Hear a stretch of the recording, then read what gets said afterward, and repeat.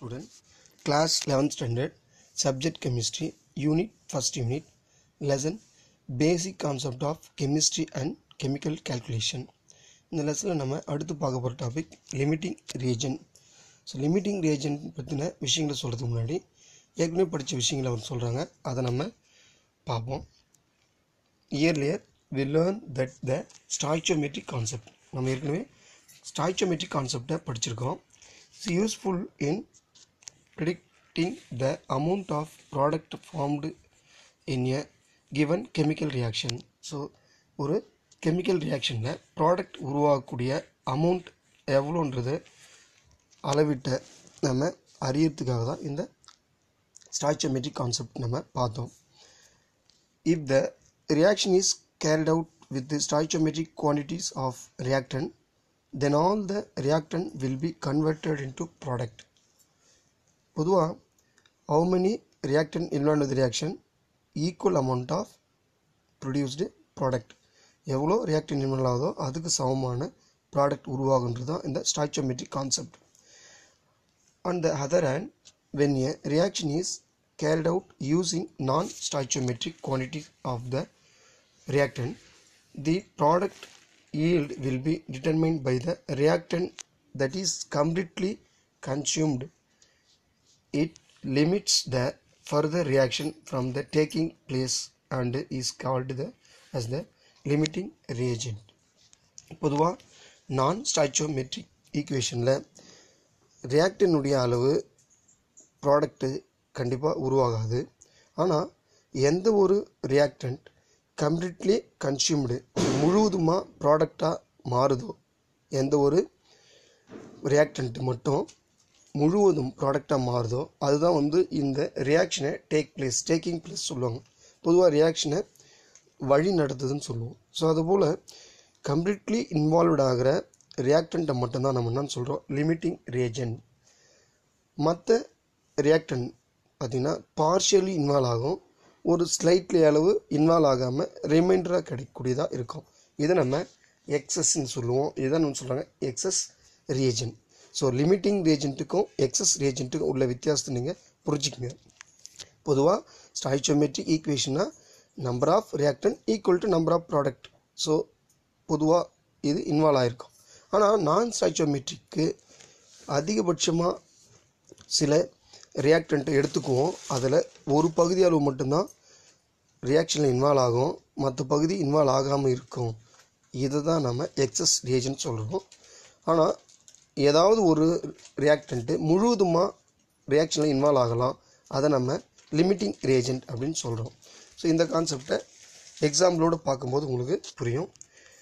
Recall the analogy that we used in stoichiometric concept, that means kesari preparation. So நம்ம ஏற்கனவே kesari ப்ரிப்ரேஷனுக்கு example பார்த்தோம்.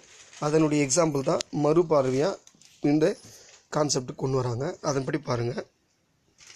Generally 2 cup of sugar are needed for every cup of rava. So நம்ம என்ன concept படி பார்த்தீங்கன்னா ஒவ்வொரு cup ரவாவுக்கும் 2 cup sugar நம்ம add பண்ணுவோம். ஸோ அதே போல் ஆட் பண்ணும்போது ஒரு சுச்சுவேஷனில் 3 கப் ரவாவுக்கு 8 கப் சுகரை சேர்க்க வேண்டியதாக ஆகுதுன்னு வச்சுங்க. அப்போ எதிர்பார்க்குறத விட, அதாவது பொதுவாக 3 கப் ரவாவுக்கு நாம் 6 கப் சுகர் தான் ஆட் பண்ணோம். ஆனால் எக்ஸ்ட்ரா என்ன பண்ணுறோம், 2 கப்ஸு சேர்த்துருக்கோம் சுகரை.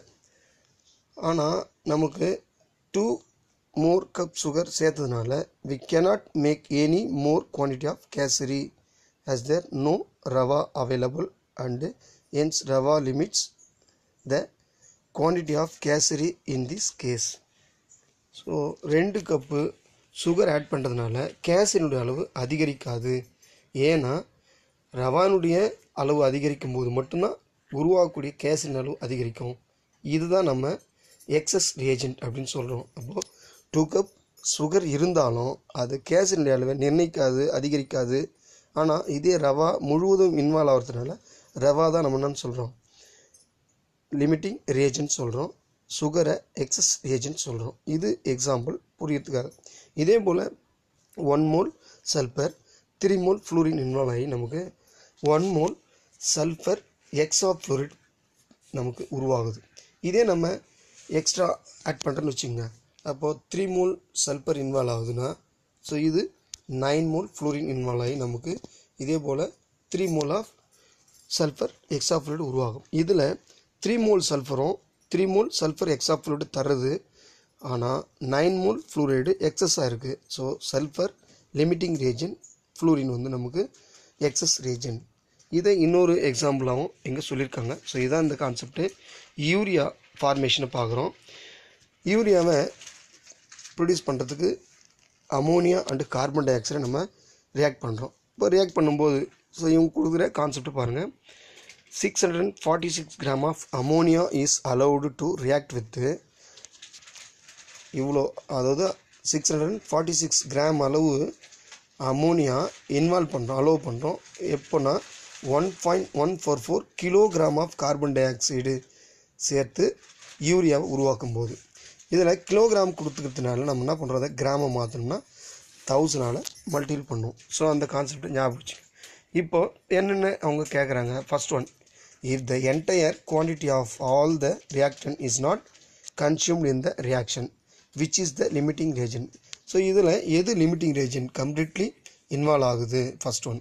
Second one, calculate the quantity of urea formed and unreacted quantity of excess reagent. So எது வந்து அன்ரியாக்டடாக இருக்குது அதுதான் வந்து எக்ஸஸ் ரீஜன், அது எது. அதே போல் உருவாகக்கூடிய யூரியாவுடைய அளவு எது, எவ்வளவு அப்படின்னு கேட்குறாங்க. ஸோ நமக்கு ஸ்டாய்ச்சியோமெட்ரிக் ஈக்குவேஷன் படி பார்த்திங்கன்னா balanced equation 2 moles ammonia 1 mole carbon dioxide give the 1 mole urea and 1 mole water molecule. So நம்ம ஆன்சர் இப்போ பார்க்கலாம்.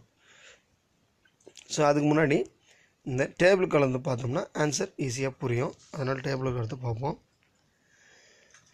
ஸ்டாய்ச்சியோமெட்ரிக் கோஎஃபிஷியன்ட் படி பார்த்தீங்கன்னா 2 mole ammonia 1 mole carbon dioxide 1 mole urea 1 mole water molecule.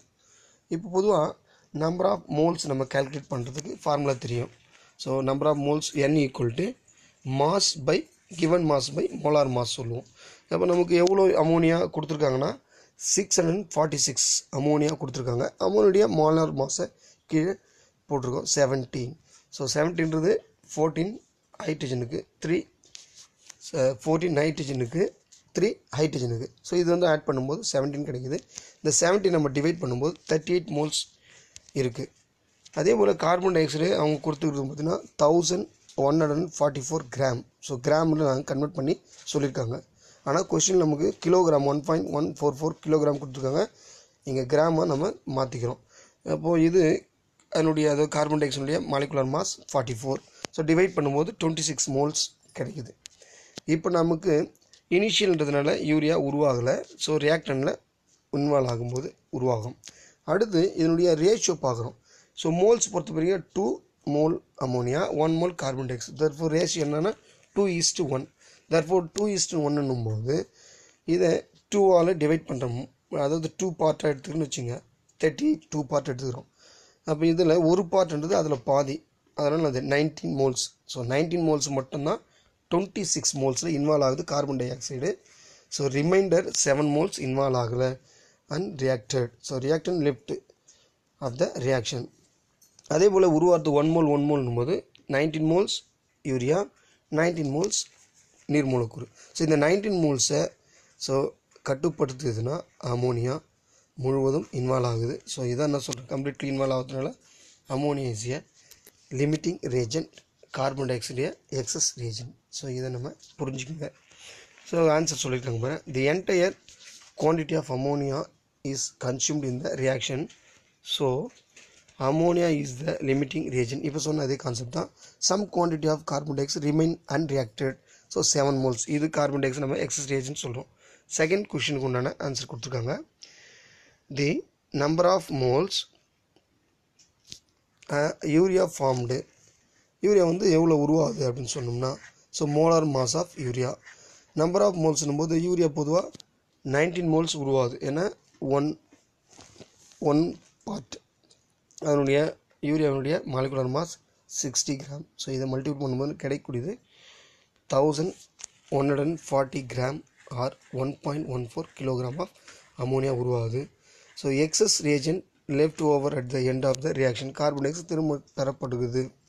அடுத்து amount of carbon dioxide அது எவ்வளோ அப்படின்னு பார்க்குறோம். அப்போ கார்பன் டை ஆக்சைடுடைய மோலார் மாஸை மல்டிபிள் பண்ண போகிறோம் ரிமைண்டர் மோல்ஸோடு. தேர்ஃபோர் 7 மோல்ஸ் ரிமைண்டர் கிடைக்குது. 44ன்றது carbon dioxide molecular mass. இது மல்டிபிள் பண்ணும்போது 308 gram of carbon dioxide ரிமைண்டரில் எக்ஸஸாக கிடைக்கூடியது. அதை வந்து எக்ஸஸ் ரியேஜன்ட் சொல்லுவோம். Thank you. see you next class.